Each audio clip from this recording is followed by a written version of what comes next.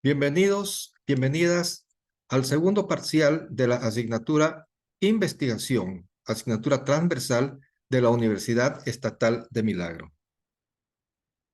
En esta ocasión vamos a iniciar la unidad 3, elementos de la propuesta de investigación, con el primer tema que corresponde a problemas y objetivos de investigación. La unidad 3 está conformada por dos temas. La que acabo de mencionar, problemas y objetivos de la investigación, y el tema 2, que es la construcción del marco teórico.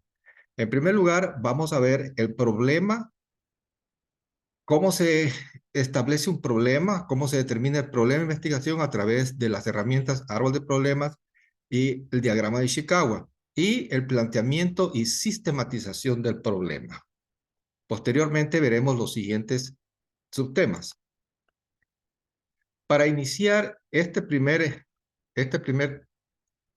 tema, vamos a dar unos aspectos generales, ¿no? Sobre lo que es la idea de investigación.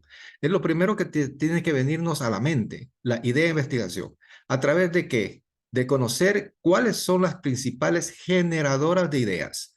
Porque para establecer un problema de investigación, primero tenemos nosotros que enfocarnos en un campo, en un área donde queremos solucionar algún problema. Y para ayudarnos y apoyarnos en generar esta idea de investigación, lo podemos hacer a través de la revisión de artículos científicos, que es la fuente principal para que se tenga idea sobre la problematización o sobre la necesidad que tenemos que resolver. También podemos hacerlo a través de lectura reflexiva y crítica. Hay la participación activa y reflexiva en eventos académicos. La experiencia individual es muy importante porque nuestra experiencia y nuestra práctica profesional nos ayuda a tener ideas de necesidades, de problemas que debemos solucionar o que podríamos solucionarlos. Hay la actitud reflexiva en las clases, contactos que tenemos con centros de investigación, sea en la universidad o fuera de la institución, contactos con organismos interesados sobre la investigación, que también hay entes de gobierno, y lógicamente sugerencia de los profesores que nos ayudan a tener una idea clara de a dónde queremos nosotros dirigir nuestra investigación. Tenemos también aspectos que podemos recabar ¿de qué nomás? De conglomerados. Con los conglomerados en hospitales, en bancos, restaurantes, industria, universidades, colegios, etcétera, porque ustedes conocen que en esos lugares hay bastante aglomeración de personas. Y en esas conversaciones también nos surge alguna problemática. Conocemos el contexto, conocemos, observamos el entorno para establecer qué problemática podríamos solucionar. En lectura de revistas, lógicamente revistas validadas o que tengan una calidad científica, series, hasta películas que observamos en televisión, cuando vamos al cine, siempre surgen dudas o nos vienen ciertas ideas para poder establecer alguna problemática. El conversar con personas, cuando navegamos por internet, hasta en redes sociales, cuando hacemos esa interacción a través de los grupos, de las redes, obtenemos información que nos puede servir para establecer una idea sobre lo que queremos investigar. Para esto debemos tener en consideración las variables que nos van a servir para establecer el tema de investigación, ¿no? Encaminarnos hacia dónde queremos llegar, qué es lo que queremos investigar, qué es lo que queremos indagar. Y ustedes conocen que las variables principales que intervienen en un tema de investigación son las variables independiente y la dependiente. La independiente siempre será la causa y la dependiente será el efecto que produce esa causa. Para tener una idea más completa sobre estas variables, vamos a observar este video que ustedes lo pueden tener aquí subido en la plataforma o también a través del código QR que ustedes los pueden observar o el link que ustedes observan aquí encima del video. Escuchemos y veamos este video para tener una idea clara sobre qué consiste o en qué consisten las variables dependientes e independientes.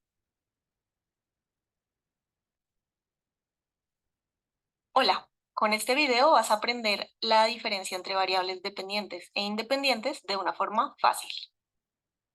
Primero empecemos con la definición de variable. Es una característica que varía y que es objeto de estudio en una población. Si quieres conocer un poquito más sobre esta definición y profundizar en el conocimiento sobre lo que es una variable, en la descripción de este video te dejo el enlace a otro video donde te lo explico muy brevemente y también de forma fácil. Entonces, entremos en materia. Variable independiente y variable dependiente.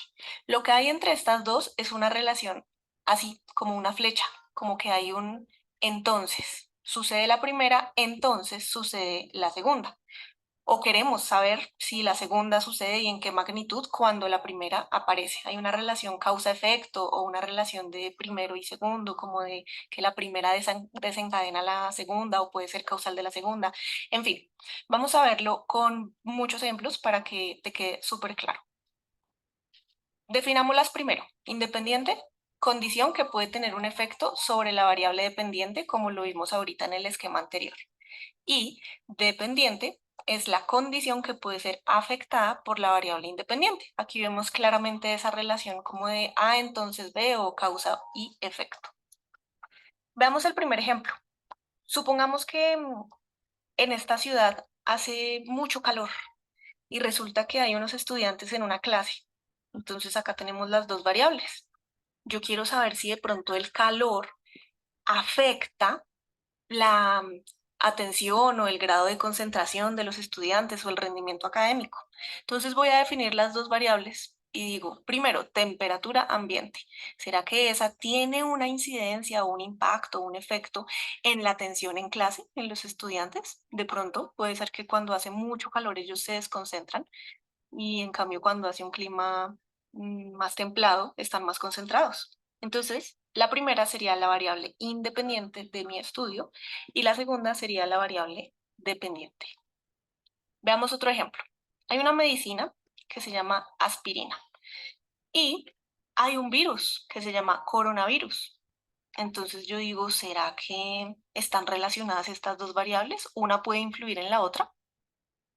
¿El consumo de aspirina será que de pronto puede ayudar a mejorar los síntomas del COVID-19? La variable independiente y la variable dependiente. O sea que depende de la anterior, que puede verse afectada por la anterior. Siguiente ejemplo, publicidad en Internet. Creo que tú has visto publicidad en Internet, todos la hemos visto y a veces es un poco agobiante. Entonces, a veces es excesiva, a veces es poquita.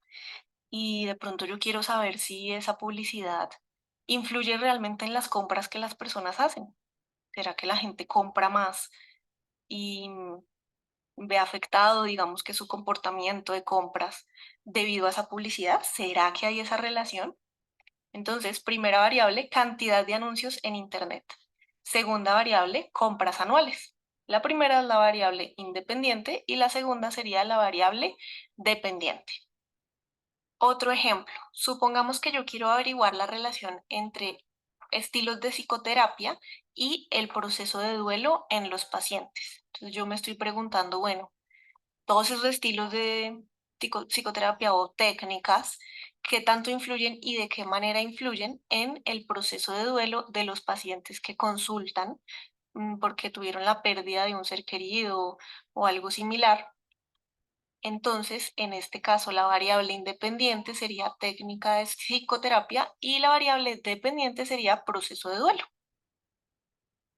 Ahora bien, una misma variable puede ser dependiente o independiente según el rol que asume en la investigación. Vamos a entender esto con un ejemplo. Aquí vemos una investigación donde yo me pregunté si el nivel de ingresos influía en el conflicto matrimonial. Tal vez las personas que ganan mucho dinero presentan mayores conflictos, mientras que los que ganan menos, menores conflictos. ¿Será que es así? O al revés. Entonces yo digo, voy a analizar la relación entre variable independiente y variable dependiente. Observemos que aquí la dependiente es el conflicto matrimonial, pero en otro estudio completamente diferente, esa misma variable, que es conflicto matrimonial, va a estar en el lugar de la variable independiente. Miren, aquí Yo me pregunté, ¿será que el conflicto matrimonial afecta al estrés infantil? De pronto hay una relación entre el conflicto que se presenta entre las parejas y el estrés que sufren los niños al interior del hogar cuando ven a sus papás peleando. Entonces, en este caso, conflicto matrimonial sería variable independiente, mientras que estrés infantil sería variable dependiente. Observemos entonces que conflicto matrimonial o cualquier otra variable que se nos ocurra puede estar en el lugar de dependiente o de independiente, dependiendo, valga la redundancia, del lugar en el que está ubicada nuestra investigación. O sea, de si la estamos usando como aquella condición que influye otra o como aquella condición que es influida por una primera condición causal. Y con esto terminamos. Si te gustó este video, dale me gusta, suscríbete y recuerda que investigar es fácil.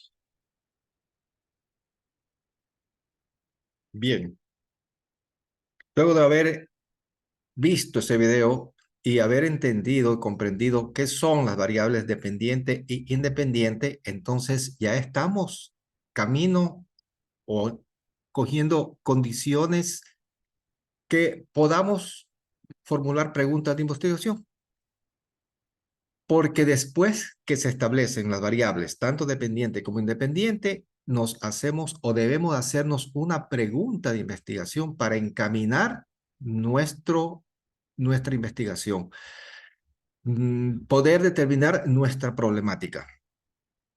Por lo tanto, para poder formular una buena pregunta de investigación, entonces también veamos este video igualmente, que lo tenemos en estos accesos, como es el código QR, como es la dirección en el Internet y en esta plataforma que tenemos directamente el video. Escuchemos para ver cómo formulamos una buena pregunta de investigación. Hola, hoy vamos a ver cómo formular las preguntas de investigación. Este video hace parte de una serie de videos que te explicarán los primeros pasos para aprender a investigar. Si no conoces estos pasos, te recomiendo que vayas a la descripción y visites el video que te dejo en el enlace, donde te enseñaré cuáles son los primeros pasos para aprender a investigar. Como habrás visto, el primer paso es formular la pregunta de investigación. Y para poder formularla, te enseñaré una serie de trucos que te ayudarán a hacer esta tarea. Primero recordemos varios conceptos. Primero, el enfoque de investigación. En la investigación podemos tener dos enfoques, el cuantitativo y el cualitativo. Ya los conocemos de antes. El cuantitativo suena a cuánto, a cifras, a cuantificar. Y el cualitativo suena a cualidades. Por lo tanto, en el cuantitativo medimos y en el cualitativo entendemos. Entender el enfoque de investigación que queremos trabajar nos ayudará a formular la pregunta de investigación. No es lo mismo preguntar cuántas frutas hay en una finca que cómo son las frutas que hay en una finca.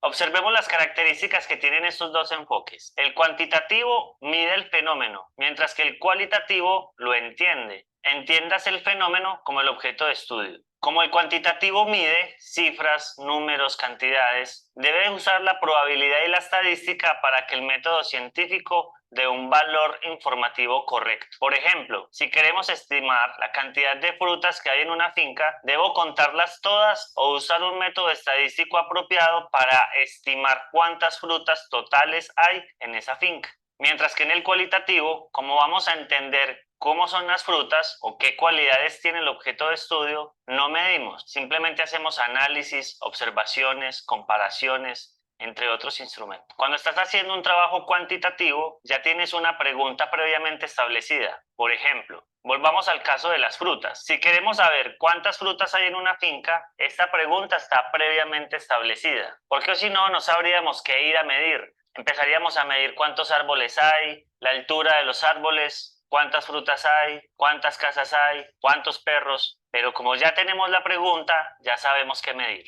En cambio, en el cualitativo, podemos tener una pregunta previamente establecida y mientras investigamos podemos obtener otras preguntas. Por ejemplo, podemos averiguar cómo son las frutas que hay en la finca. Y mientras las investigamos podemos averiguar o podemos descubrir más preguntas, por ejemplo, ¿por qué razón tienen un tamaño indicado. Las preguntas que pueden surgir en una investigación cualitativa pueden no resolverse, puede ser simplemente una curiosidad que se abra para otras investigaciones. Las investigaciones cualitativas suelen usarse para explorar qué preguntas hacer sobre un determinado objeto de estudio. La información resultante de estos dos enfoques de investigación nos permiten comprender el objeto de estudio desde distintas formas. Ninguno de los dos métodos es mejor que el otro, los dos se complementan. Y cuando tú en una investigación utilizas cuantitativo y cualitativo, se llama una investigación de enfoque mixto. Y eso también variará el tipo de pregunta que vas a hacer en la investigación.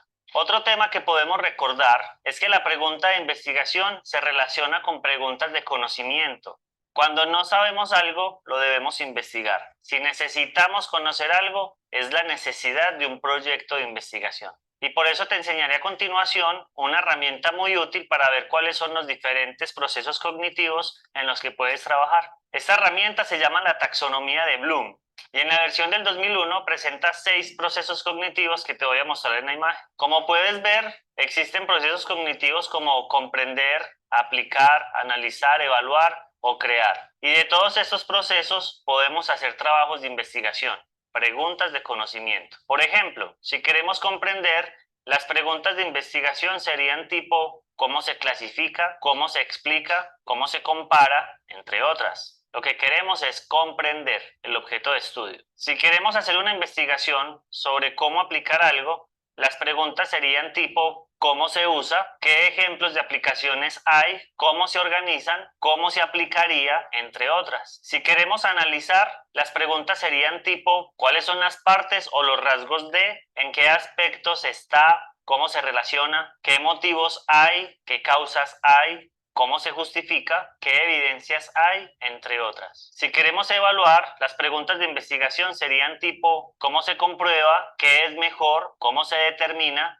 ¿Cómo se justifica? Entre otras. Y si queremos crear, las preguntas de investigación serían tipo ¿qué cambios hay? ¿Qué se mejora? ¿Qué pasa si? ¿Qué se propone? ¿Cómo se formula? Entre otras. Como puedes ver, de acuerdo a los procesos cognitivos de la taxonomía de Bloom, puedes formular muchos tipos de preguntas de investigación. Similar ocurre con los tipos de investigación. Como puedes ver, hay muchos tipos de investigación: descriptiva, experimental, de diseño, entre otras. Y cada una de ellas tiene un objetivo distinto. Por lo tanto, de acuerdo al objetivo que tú quieras hacer en tu investigación, varía tu pregunta de investigación. Esto es muy importante. En los libros y en los cursos nos suelen decir que lo primero que debemos formular es la pregunta de investigación. Pero en la práctica, nosotros no formulamos así los proyectos de investigación, porque puede surgir una pregunta que no podamos responder. Por ejemplo, si yo quiero comprender el comportamiento humano de la cultura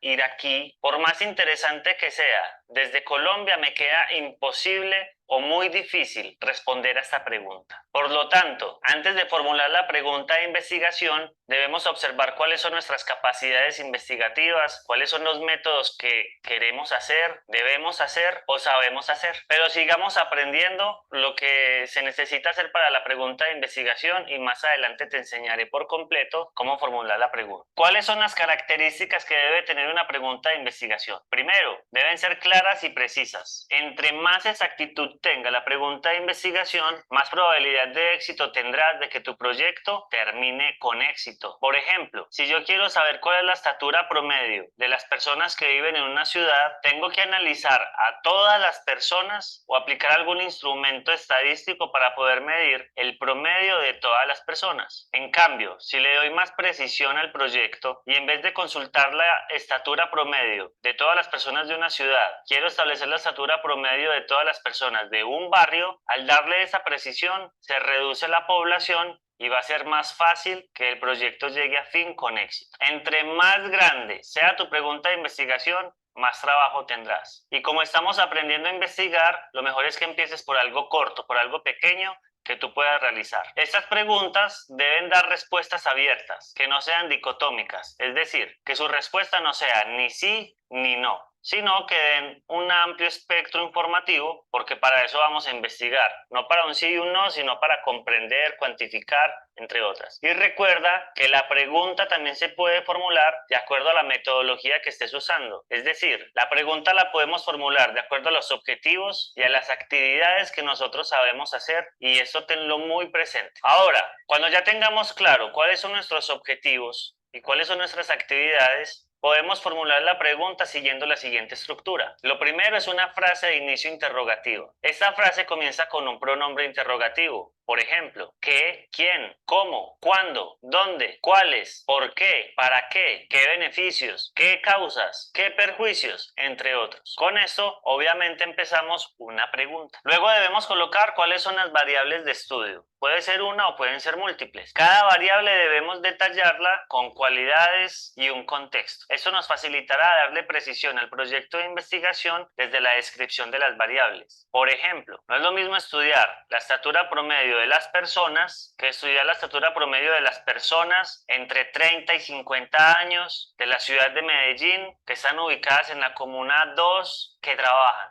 Al agregar más cualidades y más contexto a las variables, se hace más fácil entender la pregunta de investigación. Cuando trabajamos con dos o más variables, debemos establecer la relación que hay entre ellas. Esta relación se hace con una frase de vínculo que puede ser cómo se relaciona, cómo influye, qué incidencia hay entre ambas variables o como sea que se relacione. Veamos el siguiente ejemplo. ¿De qué manera la economía familiar influye en la deserción escolar de los alumnos del segundo año de la educación de una institución en el año 2018? Como puedes ver, el ejemplo tiene claramente cuáles son las partes que te acabo de dar de la estructura de la pregunta. Veamos otro ejemplo. ¿Qué características tienen las aplicaciones de realidad aumentada diseñadas para películas de terror de Viernes 13, publicadas en español y en inglés en carteleras de cine en la ciudad de Medellín? Como puedes ver, tengo variables que dependen unas de otras. En este caso, las aplicaciones de realidad aumentada dependen del tipo de película, y quiero explorar cuáles son las aplicaciones en las películas de terror de Viernes 13. Por supuesto, estos ejemplos son hipotéticos. Es claro que la pregunta de investigación depende de los objetivos, de las actividades que queremos hacer, de nuestras capacidades. Así que aunque en estos momentos te doy una estructura, te recomiendo que sigas viendo los videos de cómo formular el objetivo y cómo desarrollar la pregunta de investigación a partir de los objetivos, para que aprendas una forma fácil de generar la pregunta de investigación para ti que apenas estás aprendiendo a investigar. Cuando tengas mayor experiencia, mayores habilidades, podrás formular N tipos de preguntas de investigación. Pero en estos videos te explicaré paso a paso cómo hacerlo, y para poderlo hacer tienes que entender varias cosas. Y con este video ya llevas mucho aprendido que te ayudará a formular tu pregunta en un futuro. Así que por favor, suscríbete al canal, activa la campanita. Por favor, revisa los próximos videos para que aprendas por completo a formular la pregunta de investigación de una manera fácil, metódica y bastante útil. Ya verás que esto te servirá en tesis, trabajos de investigación, trabajos académicos, proyectos de investigación, entre otros. Recuerda compartir también el video con todos tus compañeros, no seas egoísta. Y dale like, el famoso like, por favor, lo necesitamos. Así que nos vemos en el próximo video. Recuerda, los próximos videos te ayudarán a entender mucho cómo formular tu pregunta de investigación. No te los pierdas. Míralos todos. Hasta la próxima. Chao. Hola. Hoy vamos a ver cómo formular. Bien, escuchamos claramente cómo se formulan las preguntas de investigación. Entonces, las preguntas de investigación, haciendo un resumen de lo que escuchamos en el video, representan el qué de la investigación. ¿Qué es lo que vamos a investigar? Porque esa pregunta tiene que estar formulada de acuerdo a las variables que hemos determinado, y viendo el contexto y sobre todo delimitar nuestro estudio. No podemos nosotros hacer una pregunta muy amplia ni muy general. Tenemos que especificar, tenemos que particularizar y tratar de concretar lo más posible el contexto donde vamos a hacer el estudio. Orientan hacia la respuesta que se está buscando. Es una orientación, nos da la guía, el camino para nosotros tratar de obtener la respuesta a través del proceso investigativo. Deben ser precisas, claras y concretas.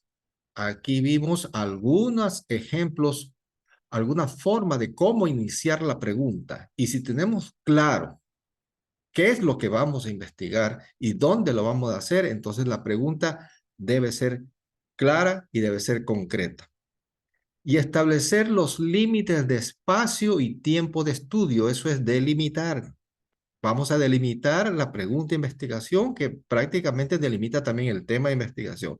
Es decir, saber cuándo y dónde lo vamos a hacer. Igualmente, las otras preguntas, ¿a quiénes? ¿Qué es lo que vamos a hacer? ¿Cuándo? Entonces, es importante que la pregunta la concretemos y lo particularicemos.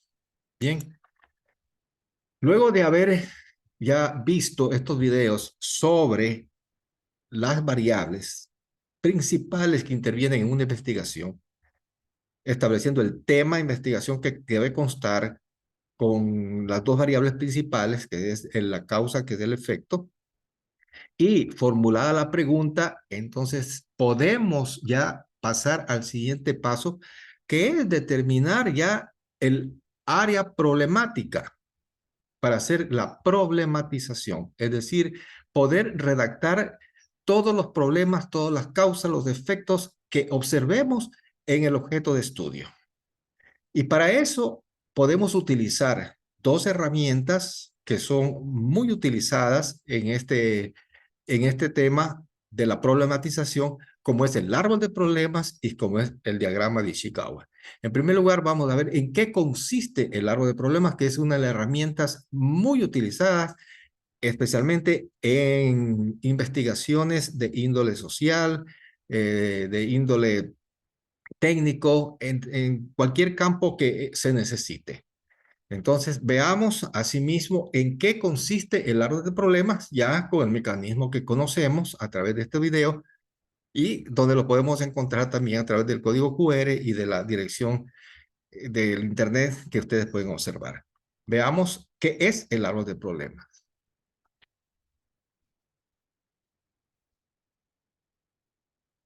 Razones por las cuales tú quieres ver este video. Primero, estás haciendo una tarea. Segundo, estás buscando una herramienta diagnóstica para tu proyecto. Tercero, simplemente quieres recordar o aprender un concepto nuevo. Así que te agradecería si me lo dejaras saber en los comentarios. Muy bien, vamos con el video. Considero que la manera más clara y precisa para que tú entiendas cómo hacer un árbol de problemas es por medio de algún ejemplo práctico, no sin antes dar una definición que nos ponga en contexto para finalmente dar las conclusiones del tema. Bueno, entonces, ¿qué es un árbol de problemas? Un árbol de problemas es un esquema en forma de árbol que hace referencia a las causas y efectos relacionados con un problema en específico. Este se elabora de la siguiente manera. En el tronco ubicamos el problema central. En las raíces se ubican las causas esenciales de dicho problema, mientras que en la parte superior del árbol ubicamos las consecuencias o efectos del problema. Recuerda, es diferente definir las causas versus las consecuencias. Si no la tienes clara aún, no te preocupes. Ahora vamos a mencionar el siguiente ejemplo. Supongamos que en una familia de algún lugar del mundo se está excediendo el gasto de agua potable de la vivienda y por ende el recibo está llegando muy costoso. Una vez detectado este problema, el líder de dicha familia decide hacer un árbol de problemas para detectar todas las causas y efectos que provoca el desperdicio de agua en la casa. Para iniciar, ubica en el centro del dibujo el problema principal, el cual sería excesivo gasto de agua en la casa. Seguido de esto, determina que las largas sesiones en el baño, el hecho de tener un proceso ineficiente de lavado y las posibles fugas en las redes hidráulicas son las causas o raíces del problema, aunque aún podríamos ir más a fondo. Por ende, esta persona determina que ver videos de YouTube en la ducha dejar la llave abierta mientras no se necesita, poner a lavar poca ropa en la lavadora, lavar un solo plato a la vez, fugas en tubos o daños en la grifería, son las causas específicas a tratar.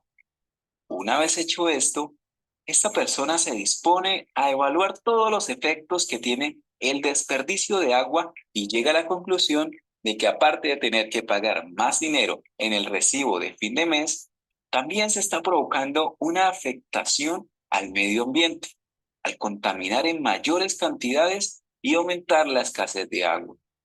Muy bien. Ahora posiblemente te estés preguntando cuál sería el siguiente paso o qué se podría hacer con este esquema.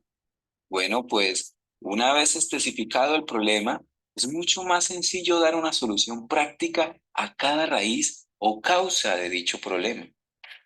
Para finalizar, me gustaría concluir que esta herramienta diagnóstica es muy sencilla de llevar a cabo, además de poder utilizarse en diferentes ocasiones e ir desglosándose cada vez más hasta llegar al fondo de cualquier situación.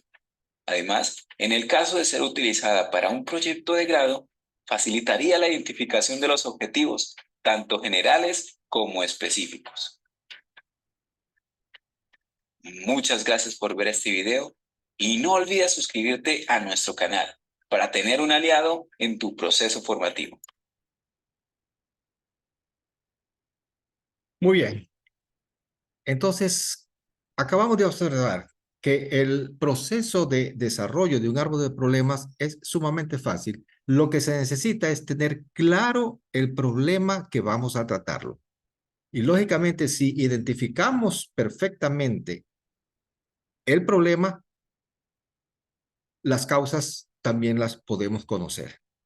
Aquí vemos un ejemplo, ¿no? Un ejemplo donde el problema central que queremos diagnosticar es la poca aceptación social de aquellas personas que salen de prisión.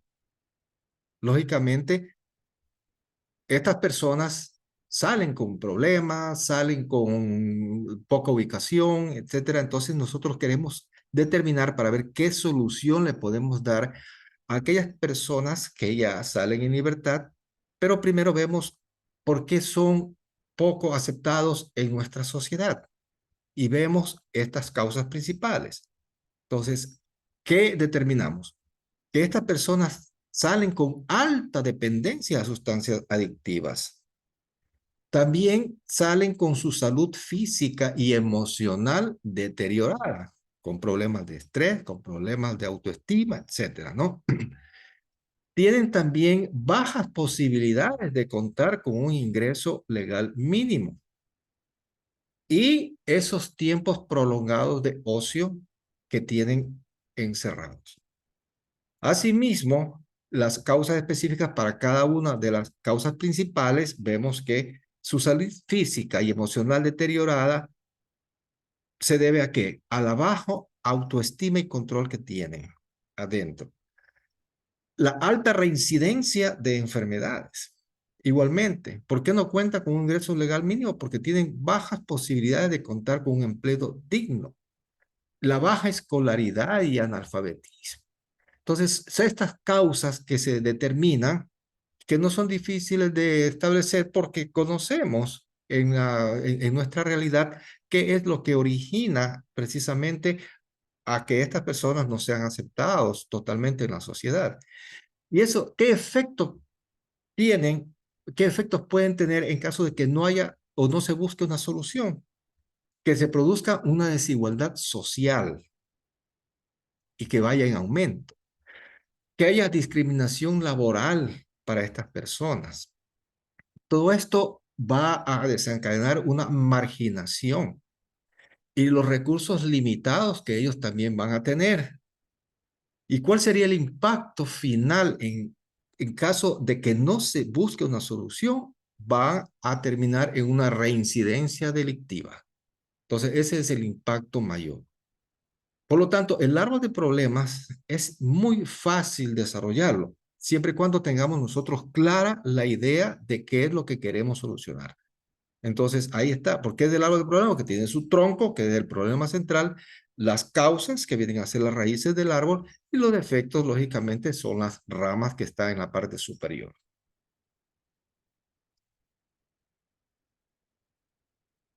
La segunda herramienta de diagnóstico, cuando queremos establecer las causas de un problema, porque primero hay que determinar qué es lo que da lugar a que ese problema se dé en nuestro entorno, en nuestro contexto, y poderlo solucionar, tenemos que ver qué es lo que sucede, qué es lo que le da origen para poder atacar precisamente a esas causas u orígenes y solucionar el efecto que vendría a ser el problema.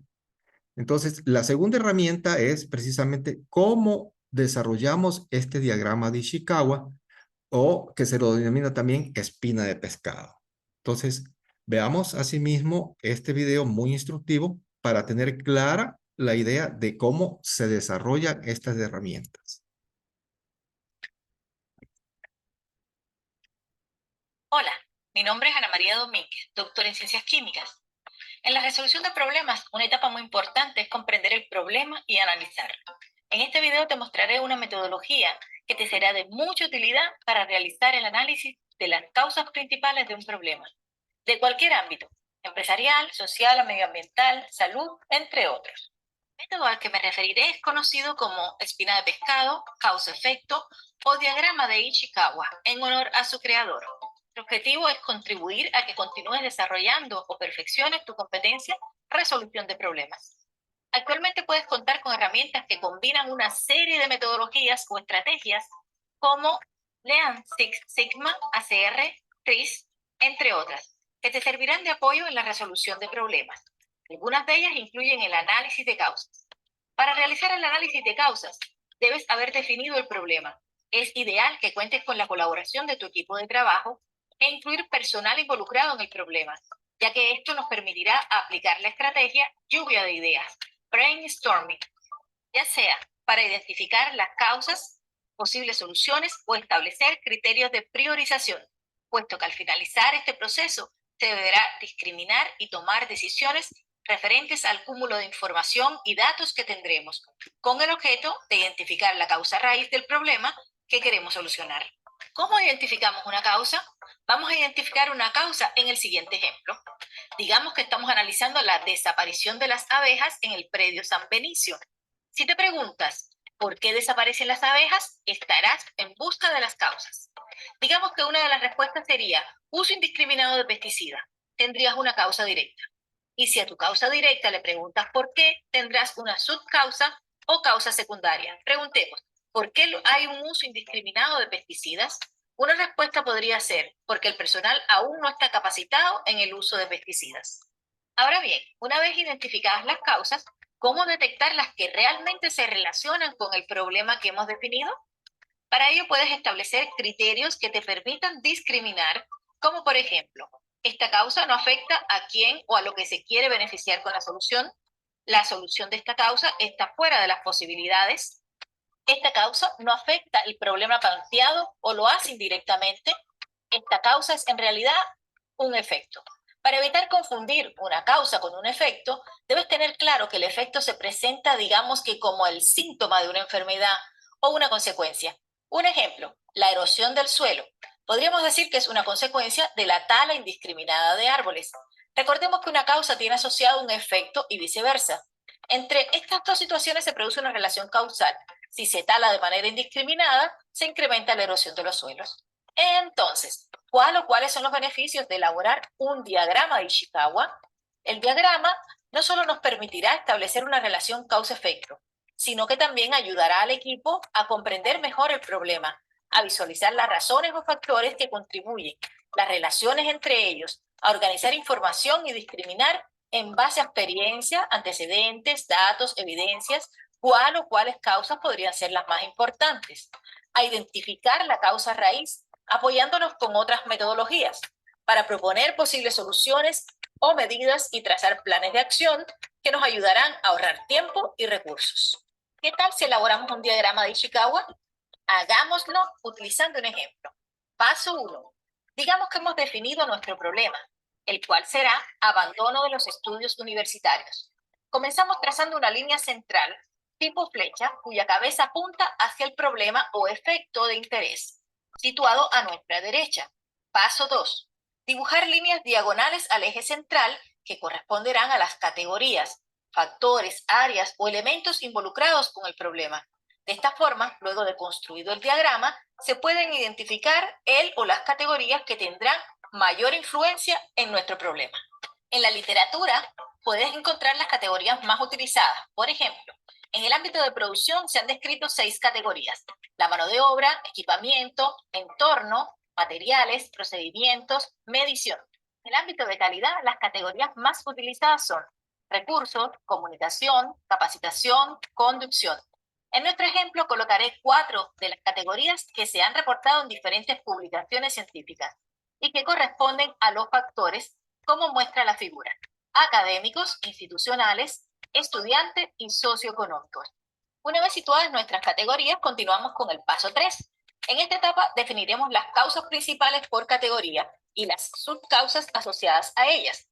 Acá es muy importante basarse en la lluvia de ideas y en las evidencias. Para nuestro problema, anotaré algunas causas y subcausas basándome en informaciones reportadas en la literatura.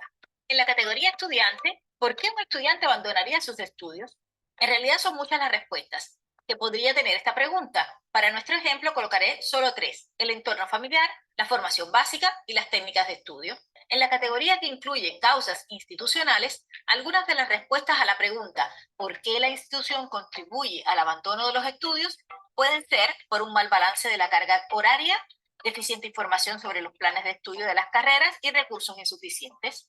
De esta manera seguimos completando las causas principales o espinas en el resto de las categorías. Como aparece en la imagen, para la categoría factores académicos, a modo de ejemplo, incluí uso de estrategias docentes inadecuadas, preparación del docente y evaluaciones no acordes a los objetivos. Y en la categoría socioeconómica, los recursos económicos. Estas causas, a su vez, pueden estar asociadas a otras causas secundarias. Por ejemplo, en la categoría estudiantes, ¿por qué el entorno familiar influye en el problema? Entre otras causas, podríamos mencionar porque proviene de un hogar monoparental o de condiciones precarias, o porque tiene hijos a muy temprana edad y debe trabajar para ayudar a su familia.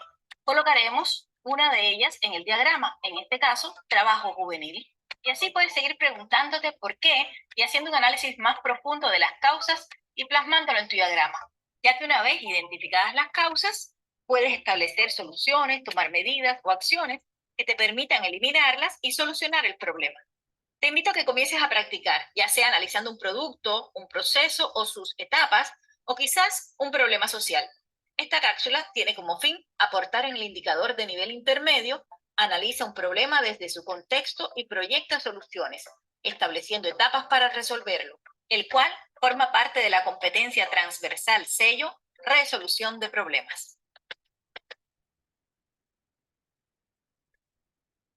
Bien, hemos visto también una guía muy recomendada, una herramienta muy utilizada que es la espina de Ishikawa o el diagrama de Ishikawa, espina de pescado. Vemos aquí un ejemplo que corrobora lo que escuchamos y observamos en el video. Si tenemos el problema que quisiéramos o que estamos interesados en resolverlo, que es el bajo rendimiento estudiantil de una institución, de un colegio, de una universidad, entonces, primero vemos las áreas que influyen en este bajo rendimiento estudiantil. Y puede ser los contenidos, los padres, los estudiantes, las instituciones. Por lo tanto, bajo cualquiera de esos o cada uno de esas áreas, vamos ubicando las diferentes causas que a nuestro parecer, o de acuerdo a lo que observamos, dan origen a esta problemática.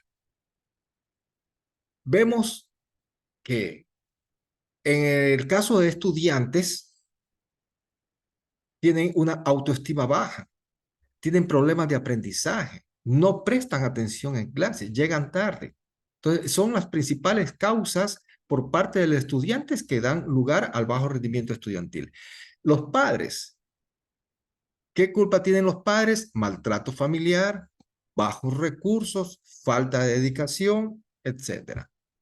En los contenidos, que son los contenidos, lógicamente, de los programas de estudio, hay demasiados contenidos. Quizás a los estudiantes les están poniendo muchas más asignaturas o programas de estudio demasiado extensos. Falta de información también puede ser otra causa, que no se socializa correctamente los pensum académicos, etcétera. No, hay los pensum obsoletos también. En el caso de la institución, poca inversión en equipos e innovación tecnológica, la falta de motivación, recursos limitados, ¿no? Tenemos la falta de motivación, poca empático para impartir las clases por parte de los profesores, ¿no? Poca capacidad pedagógica, inexperiencia de los docentes.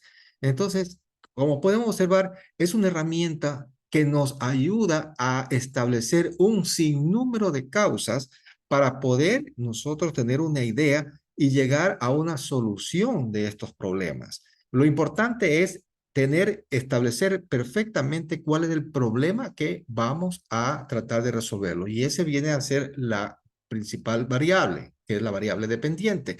Y entre las causas vamos a buscar las variables que dan origen a esa consecuencia, a ese efecto. Bien, entonces, después que ya hemos establecido, sea por el árbol de problema, o sea por el diagrama de Ishikawa, procedemos inmediatamente a plantear el problema, ¿no? El planteamiento del problema. Es decir, redactarlo, establecerlo, poner todas las causas, los efectos, las consecuencias. Pero para plantear el problema, tenemos también que seguir un proceso, una estructura, ¿no? Para hacerlo correctamente, ¿no? Y aquí también vamos a observar cuáles son los consejos que nos dan a través de estos videos de YouTube, que ustedes lo pueden ubicar a través de esta dirección del internet o por el código QR, ¿no? O directamente lo vemos desde la plataforma. Observemos y escuchemos con atención este video sobre el planteamiento del problema. Bienvenidos a Alta Ciencia. Antes de iniciar, por favor, suscríbete a mi canal para seguir produciendo contenidos para ti. Si eres tesista y te estás preguntando cómo hacer el planteamiento del problema de la investigación, en este video te daremos unas recomendaciones que espero sean de tu provecho. El planteamiento del problema consiste en describir de manera amplia la situación objeto de estudio, ubicándolo en un contexto que permita comprender su origen y las relaciones de incógnitas por responder. Plantear el problema implica desarrollar, explicar o exponer con amplitud. Ahora bien, ¿cuáles son los insumos necesarios para redactar el planteamiento del problema? Insumo número 1, el tema de estudio. Hay que tener muy claro y definido el tema de estudio. Es necesario hacer un repertorio de conocimientos referentes al tema de estudio, revisando la bibliografía publicada en relación con el tema que se quiere investigar. Esta indagación comienza por las tesis presentadas en la institución donde estudiamos, para luego continuar con revistas, libros y en general las fuentes que luego pueden llegar a formar parte del estado de la cuestión, también como se le llama estado del arte. Esto te permitirá comprender la naturaleza y los indicadores del problema una vez que tengas que abordarlo en la realidad que te corresponde investigar. Insumo número 2. Abordaje de la realidad. El problema y sus contradicciones deben surgir de la realidad observada en el contexto de investigación. Para ello, se debe aplicar ya sea la observación científica o cualquier otro instrumento que te permita determinar los indicadores y las contradicciones que evidencian la existencia del problema sobre el cual se va a realizar la investigación. Pasamos ahora al planteamiento del problema. ¿Cuáles son los pasos que vamos a seguir para redactar el planteamiento del problema? Veamos. Paso número 1. Definir la variable o categoría principal. Debes presentar en el primer párrafo una definición de la variable principal, considerando una fuente bibliográfica adecuada. Ejemplo, si el problema está relacionado con las condiciones actuales que determinan la gestión del conocimiento en las pequeñas y medianas empresas venezolanas, en este caso es necesario que el primer o segundo párrafo del planteamiento del problema, allí usted defina, de acuerdo con una fuente bibliográfica aceptada, lo que es gestión del conocimiento en las pequeñas y medianas empresas, la cual sería su variable o categoría principal. El segundo paso sería explicar el problema desde lo general a lo particular. Después de presentar la definición de la variable o categoría principal, el paso siguiente es describir la situación con respecto a esta variable, desde el nivel mayor, que es el mundial, pasando por el regional, nacional, local, hasta el particular, que puede ser una comunidad, una institución, una empresa, etc.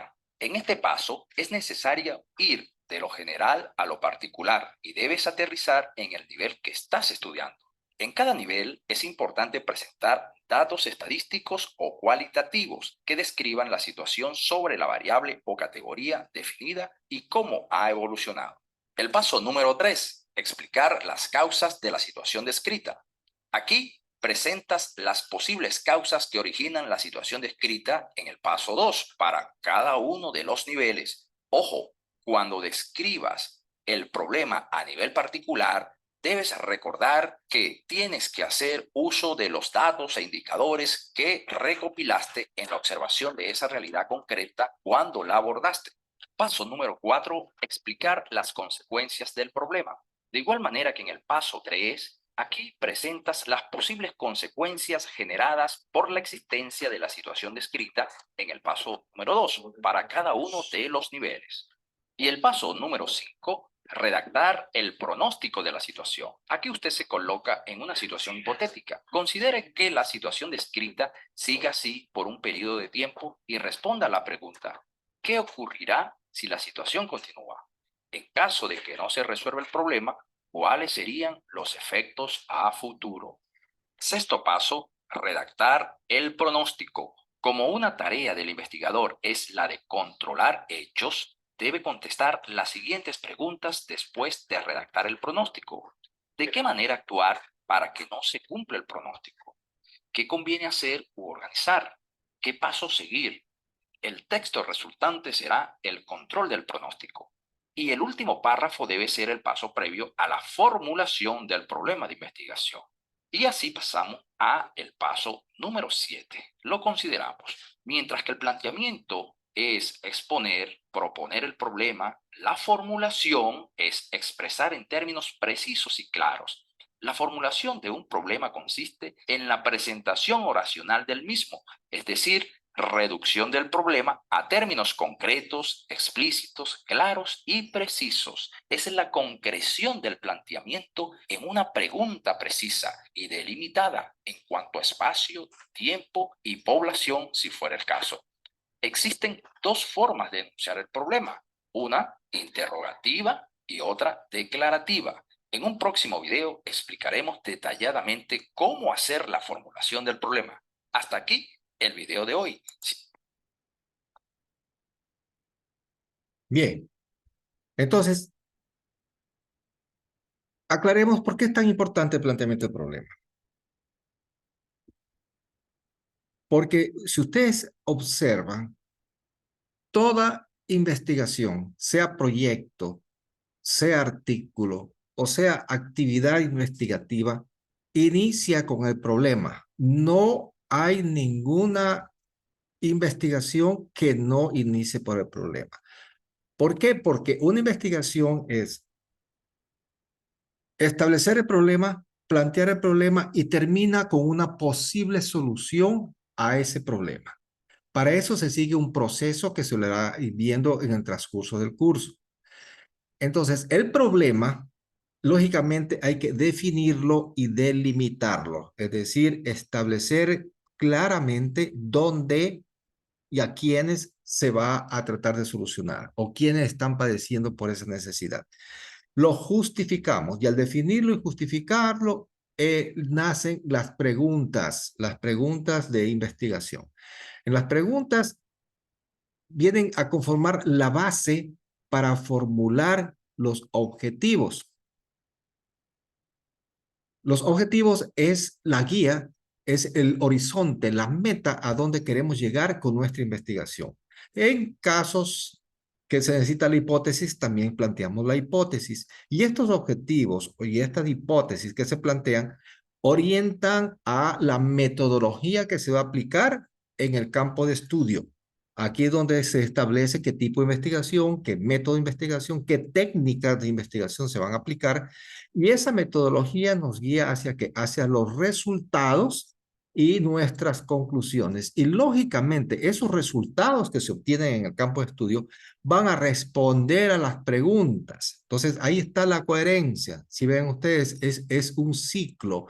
Entonces, el problema bien planteado, lógicamente, al completar el ciclo, van a responder a las preguntas que inicialmente no hicimos y lógicamente que dan lugar a los objetivos.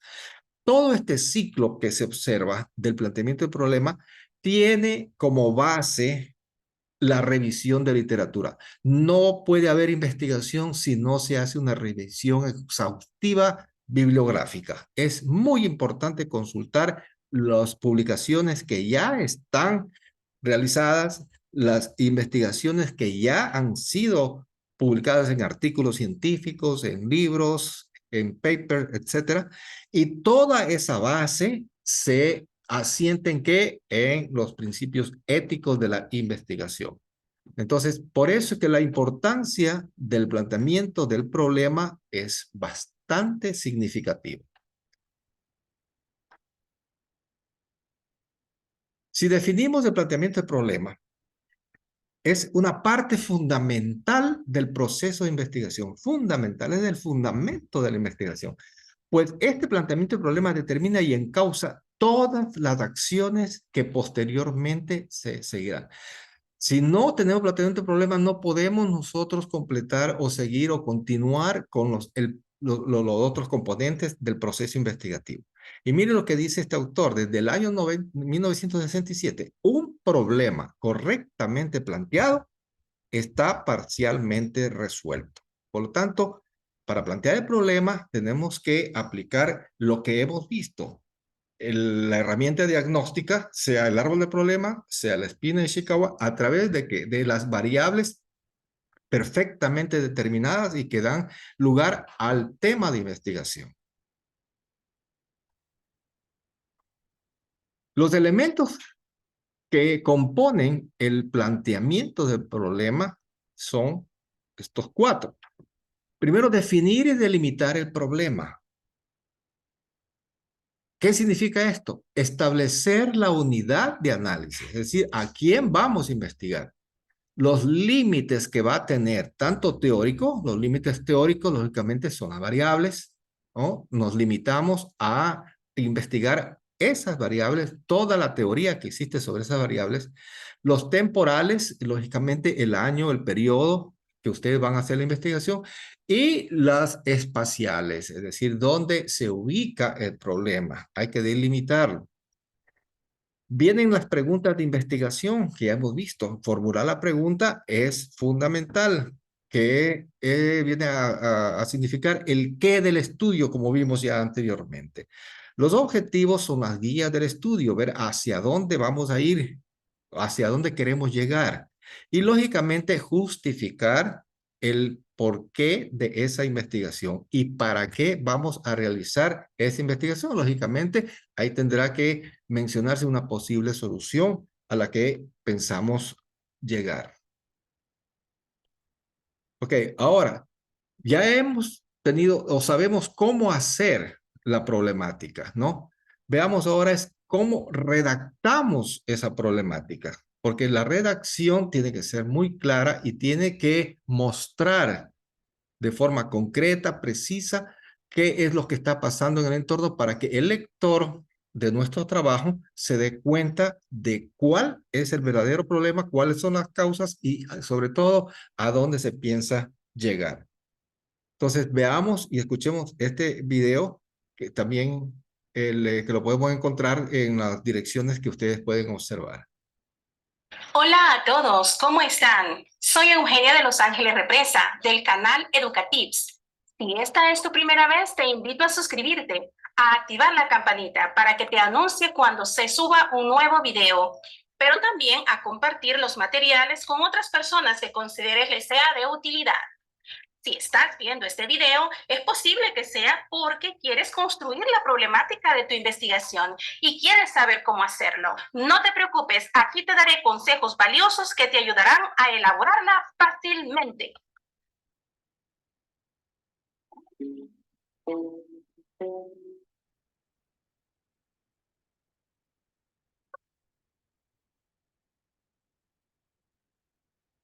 Problema es el punto de partida de la investigación, el que es identificado por usted cuando se aboca a la realidad existente del área en la que se desenvuelve.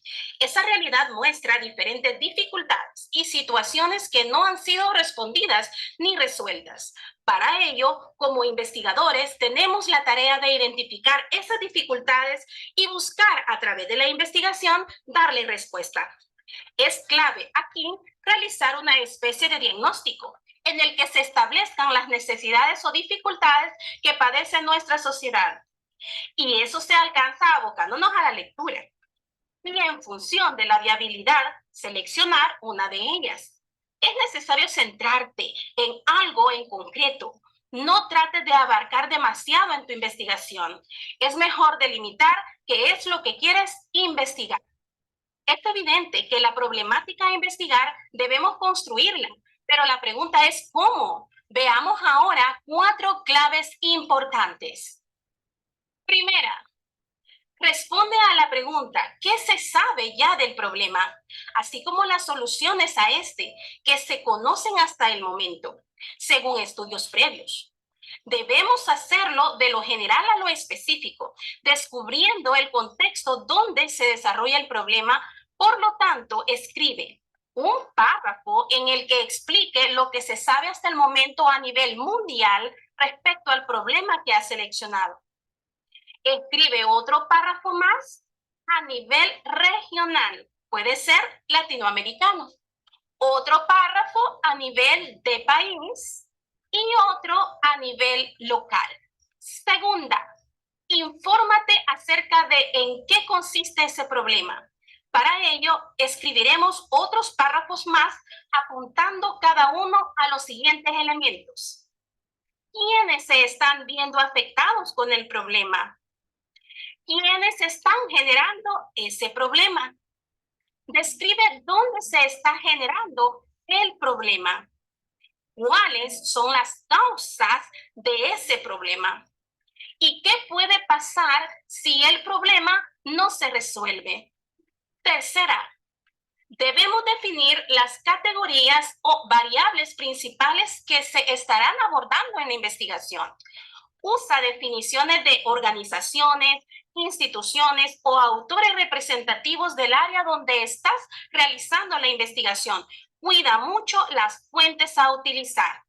Si tenemos este título de investigación, efectividad en el uso de aplicaciones móviles en asignaturas de especialidad de instituciones formadoras de docentes en la zona occidental de El Salvador. Es necesario que se definan haciendo uso de citas bibliográficas, en que consiste aplicaciones móviles, uso de aplicaciones móviles y efectividad.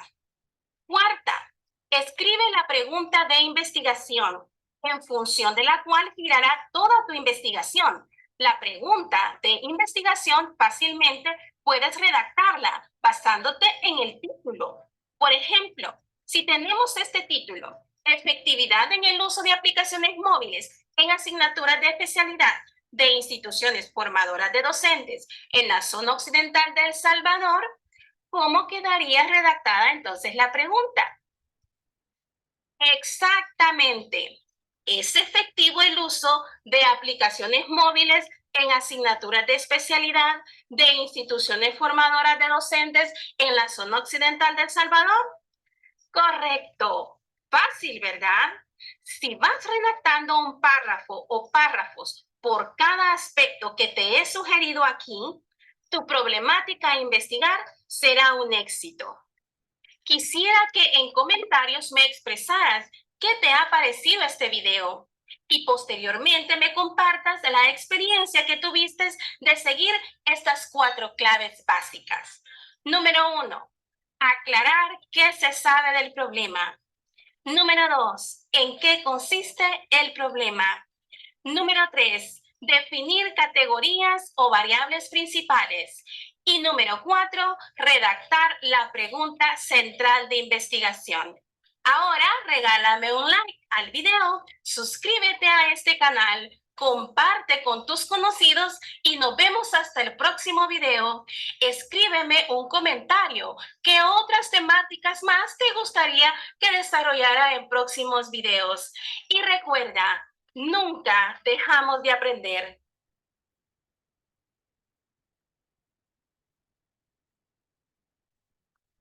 Muy bien.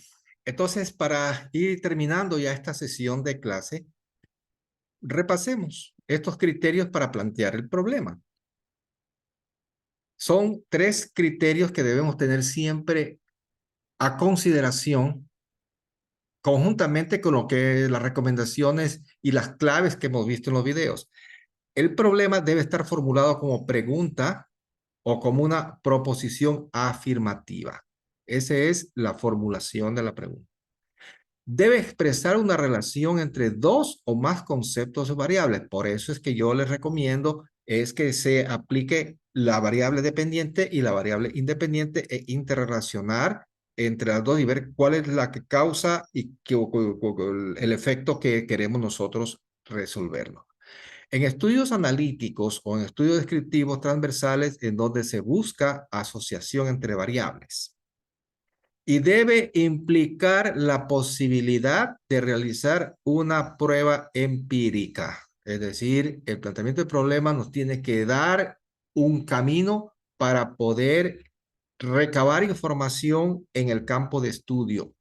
Porque lo que vamos a revisar en literatura, en la bibliografía, tenemos que cotejarlo con lo que realmente ocurre en la realidad. Y ahí es donde viene posteriormente que hemos de ver ya el cruce para establecer una discusión o nuestras conclusiones y lógicamente ver que si los resultados me están cumpliendo los objetivos planteados. Y para un planteamiento del problema tenemos que en primer lugar afinar y estructurar formalmente la idea de investigación. Formular el problema específico en términos concretos y explícitos de manera que sea susceptible de investigarse con procedimientos científicos. Siempre tenemos nosotros que estar vinculado a la ciencia, ¿no? Y la ciencia con la investigación. Y lógicamente ese planteamiento tiene que ser escrito en forma clara, precisa y accesible. ¿Ok? Por lo tanto, recuerden ustedes que al inicio hablamos de la idea de investigación. Una idea de investigación es muy general, es abstracta, es compleja. ¿Por qué? Porque no aterrizamos, no simplemente tenemos una idea. Pero en el momento que ya establecemos el problema, a través de esa idea que tenemos inicialmente, ese problema ya se vuelve específico, ya lo planteamos, ya hemos determinado las causas, ya hemos visto sus efectos, por lo tanto es concreto. Está susceptible a la investigación. La pregunta o duda que se pretende responder a través de la investigación, es decir, ya hemos aterrizado y sabemos claramente cuál es el problema, cuáles son las causas y sabemos perfectamente hacia dónde tenemos que dirigir nuestro proceso investigativo. Bien, para terminar esta sesión de clase, aquí les dejo una propuesta de autoaprendizaje, son 2 total. Primero, desarrollar un árbol de problemas. ¿Qué es lo que ustedes tienen que hacer? Revisar el material de la presente unidad, consultar ejemplos en el internet. Es muy importante que ustedes también naveguen y vean más ejemplos y luego determinar un problema del contexto de acuerdo al área de especialidad que está cursando. Que sea considerado el tronco del árbol, ese problema. Y ahí establecer por lo menos 4 causas de primer nivel y para cada causa de primer nivel ustedes tendrán que ubicar una subcausa por cada causa y mínimo 3 consecuencias o efectos, que son las ramas. ¿Ok? Y determinar un efecto final de impacto. Recuerden ustedes en el ejemplo que pusimos, el de la poca aceptación de las personas que salen de la cárcel, el efecto fuerte, si no se soluciona el problema, ¿cuál era? Que vayan a la reincidencia delictiva. ¿Ok? Entonces, es importante que ustedes realicen este trabajo y al final ustedes van a hacer la pregunta o van a formular la pregunta de investigación. Esta es la propuesta de aprendizaje, autoaprendizaje 1. En la autoaprendizaje 2 van a desarrollar un diagrama de Ishikawa en el que se recomienda que revisen el material igualmente de esta unidad, igualmente consulten ejemplos de internet y luego determinar el problema del contexto, puede ser el mismo, puede ser otro, a partir del problema planteado y determinar las principales causas que le dan origen, pero clasificándolas en por lo menos 4 áreas de intervención. Recuerden que ahí hemos visto en el ejemplo, ustedes pueden basarse en el ejemplo, recuerden que vimos de estudiantes, programas de estudio, docentes, etcétera, por cada causa principal que establezca, aplicando la herramienta del diagrama de Ishikawa o espina de pescado. Muchas gracias por su atención y nos estaríamos viendo en la siguiente sesión de clase. Muchas gracias.